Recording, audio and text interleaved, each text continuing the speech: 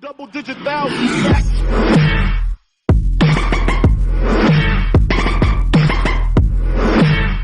Hey Westlane! It's your host, Mr. Ramirez. And I'm Mr. Brewer. To start off today's episode, we have a book review with Miss Golnick and some students. Let's check it out.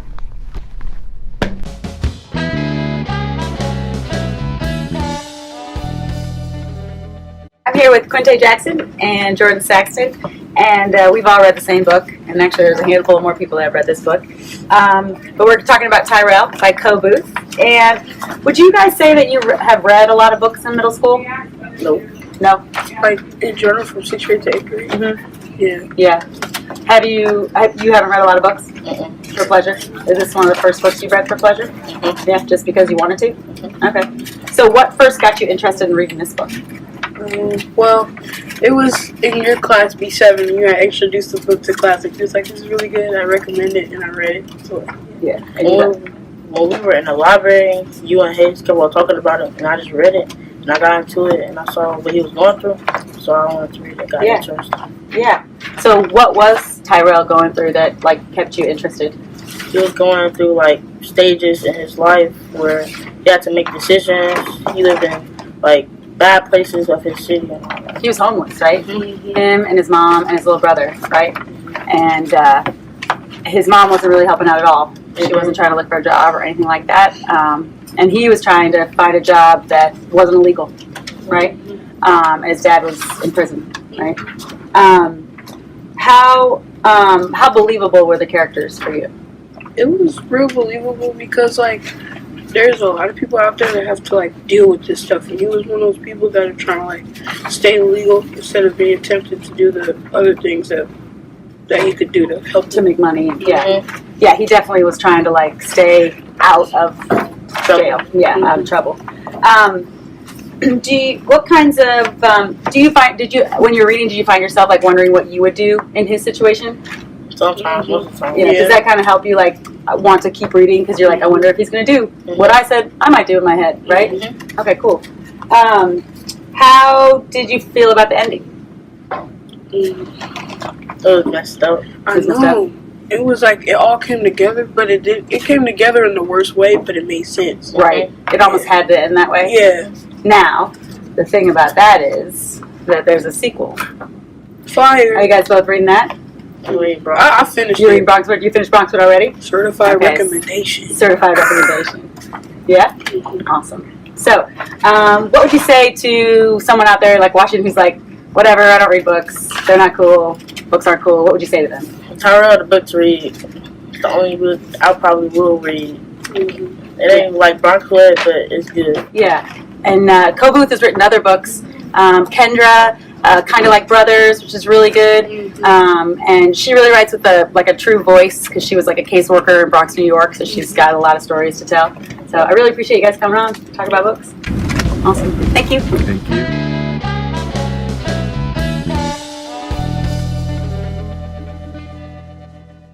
Wow, that looks like such a good book. Yeah, it does. Well, let's move on to our next segment. We have a tour of Ms. Glicksberg's crib today.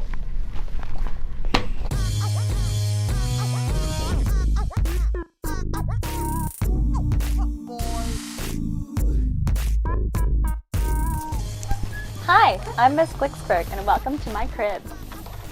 Alright, so the first thing you see when you walk in is my lost and found bin.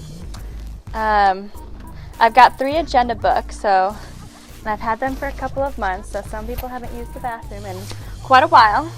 I've got 2 Spanish books, so if anyone's missing one of these, please come check it out.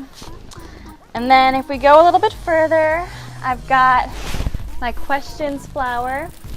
I used to have a cardboard box where kids could put their questions, but a student borrowed it in October, so still waiting on getting that one back. And then as we go a little bit further, you can see my wall of stars. The walls, if you see them, are purple.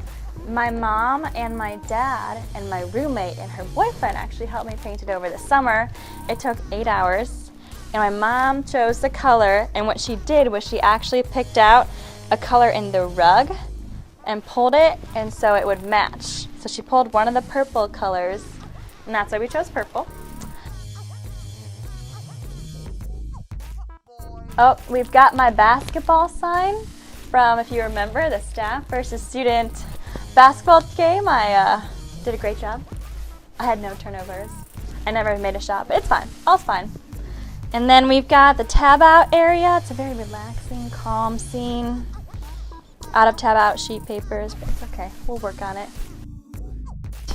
This is my little area where the kids can use the bar stools to work on things. The third bar stool does exist. It's, if you've ever gone into Mr. Urban's room, it's actually in his dungeon underneath his room. There was a time where the kids lost privileges. I still haven't gone back to get that bar stool, but I will, eventually. Here's the actual classroom. Took me about 10 minutes to fix up those desks after a class period, but it's all good.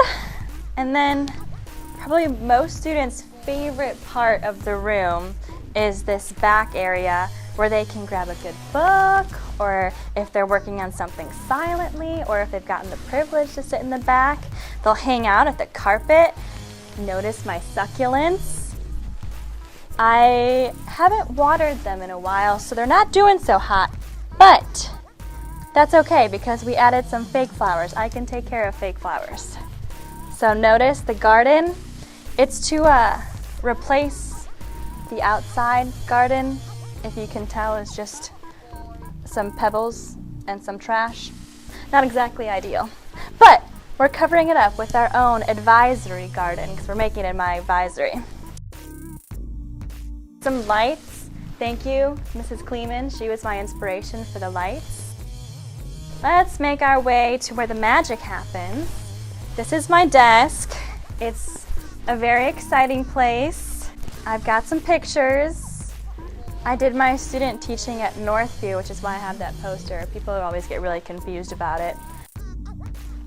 I have got this beautiful view for the students, just, you know, to relax, make us feel like we're on a beach instead of in Indiana. Not that Indiana's not great for people who, you know, were born here, but just in case we need a little something more. And then I've got another carpet area for students to work at. Another purple color to add to the purple vibe. Shout out to my honors classes. They're beautiful posters. We're reading the book Thief right now, so you're working with some characterization. I used to use the While You Were Out board, but for some reason students just couldn't figure it out, so now I just put it on the front board. I'll think of if someone actually can think of a bulletin on board idea for me, that would be great, so we can replace that. Got my word wall, all the words that we work with. All my kids can use those words anytime, any place, any day. We've got the Awkward Hall of Fame. If you look really closely, you'll actually see that one of my students is up there. You have to study it and figure it out. Who is it and where are they? But these are all celebrities except for that one. And then, as we finish up our tour, we've got two really great things. We've got my calendar, counting down to spring break, 2K19, can't wait. Oh, shout out, math and literacy night, Tuesday the 19th, you should all come. There's free pizza. And then finally, my older sister gave me she made me all of these canvases for when I turned 21, and they're pieces of advice to live by from Disney, because Disney knows all the answers. And that's my crib. I hope you enjoyed it. Miss Glicksberg's room is so cool. I know. Do you know what else is so cool? What? Our Possum segment. Let's check out Paws in the Halls. Girl, what you trying to do? 'Cause I don't gotta. I'm here with Bryson. Who's your paw shout out? My paw shout out is to Coach Rogers, Coach Schmidt, and all the boys who made the baseball team. Keep it up, everybody. I'm here with Jill. Who's your paw shout out? My paw shout out is to Julia Stout because she doesn't have the stomach flu anymore. Keep it up. I'm here with Amani. Who's your paw shout out? My paw shout out goes to Miss Cawthorn for being such a great teacher. Keep it up, Miss Cawthorn. I'm here with Linnea. Who's your paw shout out? My paw shout out is to Miss Martin for being a great karate teacher. Keep it up, Miss Martin. I'm here with Miss Bostic. Who's your paw shout out? My paw shout out goes to the students in B Lunch for doing an awesome job. Keep it up. I'm here with Mr. Williams. Who's your paw shout out? My paw shout out is to all the wonderful Westlane Wildcats who did their IXL at IXL. You guys are doing a great job. Keep it up. Keep it up, guys. That was pawrific. Hey, Mr. Brewer, I have a question. What? What's long and sticky? I don't know. What? A stick. Okay. Well, let's move on to some more riddles.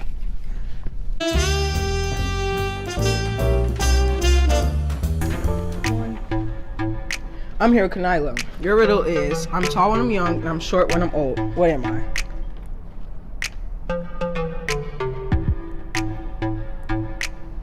What? What? Your answer was a candle. Is, what goes up but never comes back down? A balloon. It was your age. I'm here with Linnea in Genesis. Hi. Your riddle is, what has to be broken before you can use it?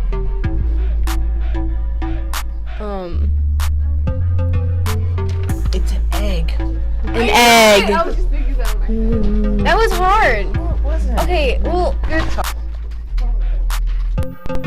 I'm here with Carlos. Here's your riddle. What word is spelled wrong in every dictionary? Wrong. There you go. I'm here with Ajan. Your riddle is, if Y-E-S spells yes, what does E-Y-E-S spell? Osh. I didn't think it was gonna get it right. Okay, yay. I'm here with Dawson. Your riddle is, what is easy to get into but hard to get out of? Trouble. You're so annoying. Is, where can you learn to make ice cream? At Sunday school. I found that so funny. Gabby, your riddle is, when is homework not homework? I don't know. When it's done at school. Okay, I'm with Diana. Your riddle is, what do elves learn in school? I don't know. The alphabet. Zion, your riddle is, why was the broom late to school? Come on. I honestly don't know. Because he overswept. I'm with Denisha. Your riddle is, what's big and yellow that comes in the morning that makes your parents' day? The sun. It's a school bus. Oh my Meet me. Anna, your riddle is, why did the vampire take art class? I don't know. Because he wanted to learn how to draw blood. Finally, we have some information about Math and Lit Night. That's tomorrow, March 19th. Mr. Urban put a song together about it. Let's check it out.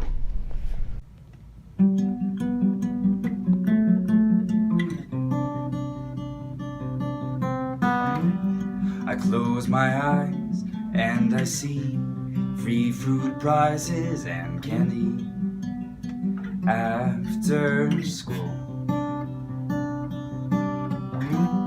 Clean selling raffle tickets, face painting from Mrs. Hicks, and a duck pond with Miss Rapt. They can say I don't care about the dogs who posture. They can say that I don't like photo booths. They can say that I don't care about math or literacy. We can have the greatest night after school. The greatest night will sure be grand. We'll leave with prizes in your hand. March 19th from 6 o'clock to 8. Math and literacy, fun for the whole family. March 19th from 6 o'clock to 8. March 19th from 6 o'clock to 8.